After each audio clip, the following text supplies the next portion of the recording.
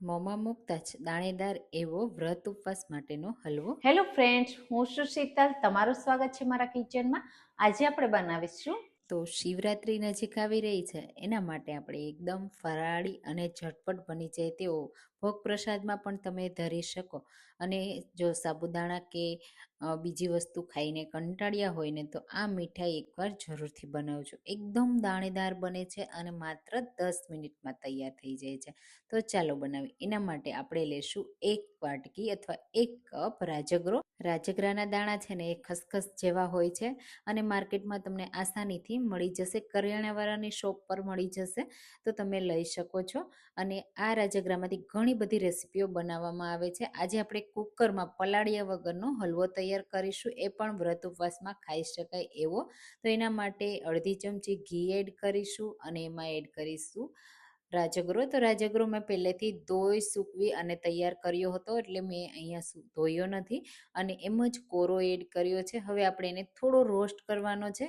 તો રાજગરો છે ને એ તરત જ ફૂટવા લાગે છે, તો હલકો કલર ચેન્જ થાય ને ત્યાં સુધી જ રોસ્ટ કરવાનો. આપણે એને ફોડવાનો નથી, માત્ર એને શેકવાનો છે. તો તમે આવી રાજગરાની ખીર ક્યારેય ટ્રાય કરી છે કે નહીં, કમેન્ટમાં મને ચોક્કસથી કહેજો. અને મારી રેસીપી તમે કઈ સિટીમાંથી જુઓ છો ને એ પણ મને કહેજો. તો તમે ક્યારેય વ્રત ઉપવાસમાં આવો હલવો ન બનાવ્યો હોય ને તો ટ્રાય કરજો.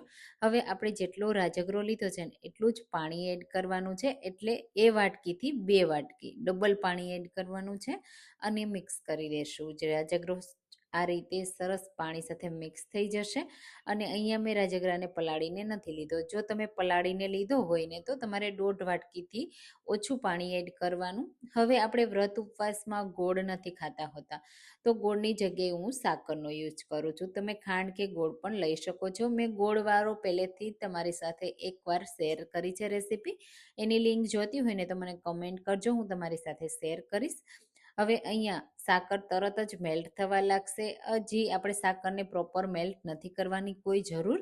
આપણે એ ગરમ થશે ને પાણી એટલે મેલ્ટ થઈ જશે. તો આપણે શું કરશું કે આ રીતે મિક્સ થઈ જાય ને એટલે તરત જ કુકરનું ઢાંકણ બંધ કરી દેશું.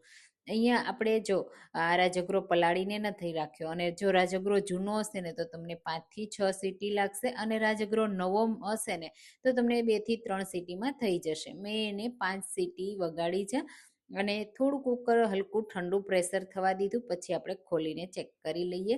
અને જો તમે રાજગરો પલાળીને તૈયાર કરવાના હોય ને રાત્રે પલાળી દો ને સવારે તો તમારે આ હલવો તૈયાર કરવો હોય તો માત્ર 2 વિસલમાં થઈ જશે.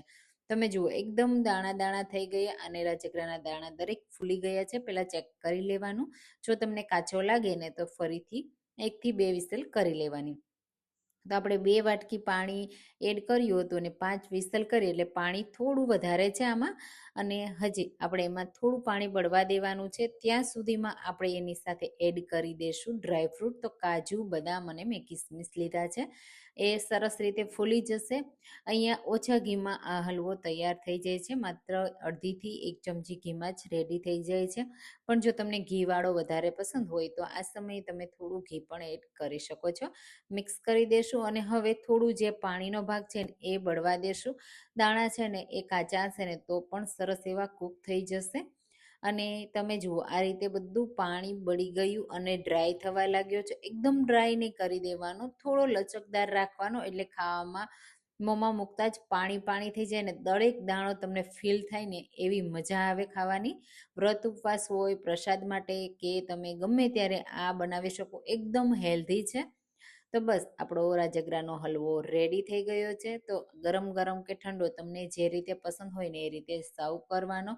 તમે જુઓ જોતાં જ ખાવાનું મન થઈ જાય છે ને એકદમ દાણેદાર બન્યો છે. અને આ રીતે આપણે એને સર્વ કર્યા પછી ઉપરથી થોડા ડ્રાયફ્રૂટથી ગાર્નિશ કરી દઈશું. તો શિવરાત્રી સ્પેશિયલ મેં આ બનાવ્યો છે. તમે પણ જલ્દીથી આ રેસીપી ટ્રાય કરજો. અને રેસીપી પસંદ આવે ને તો લાઈક કરજો, શેર કરજો. અને જો મારી ચેનલને હજુ સુધી સબસ્ક્રાઈબ ના કરી હોય તો જલ્દીથી કરી લેજો, જેથી તમને આવી નવી નવી રેસીપીઓ મળતી રહે.